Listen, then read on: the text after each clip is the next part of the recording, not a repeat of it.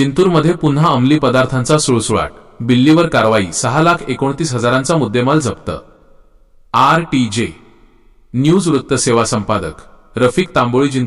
जिंतूर शहरात पुन्हा एकदा अंमली पदार्थ विक्रीचे धक्कादायक प्रकरण उघडकीस आले असून स्थानिक गुन्हे शाखेने LCB धडक कारवाई करत लाखोंचा मुद्देमाल जप्त केला आहे।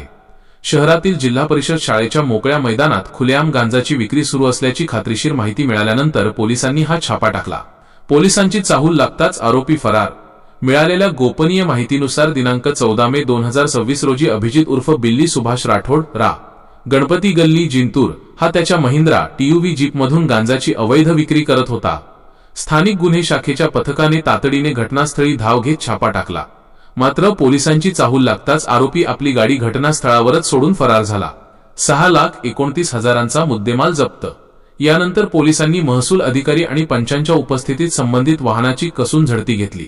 या झडती दरम्यान वाहनात 1 किलो 190 ग्रॅम गांजा आढळून आला, ज्याची बाजारपेठीय किंमत अंदाजे 29,750 रुपये आहे। पोलिसांनी गांजासह गुन्ह्यात वापरलेली अंदाजे 6 लाख रुपये किमतीची महिंद्रा TUV जीप असा एकूण 6,29,750 रुपयांचा मुद्देमाल जप्त केला आहे। NDPS अंतर्गत गुन्हा दाखल।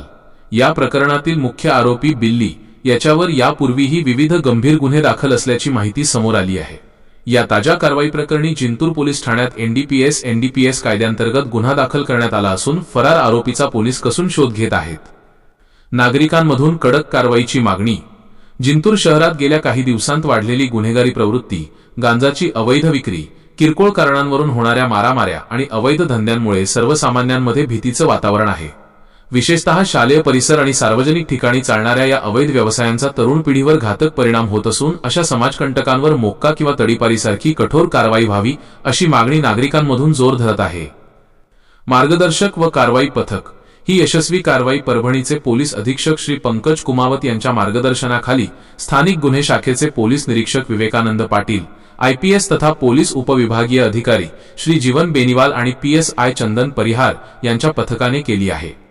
अशाच ताज्या आणि सविस्तर घडामोडींसाठी आमच्या RTJ न्यूज YouTube चॅनलला नक्की सबस्क्राइब करा, शेअर करा आणि लाईक करा।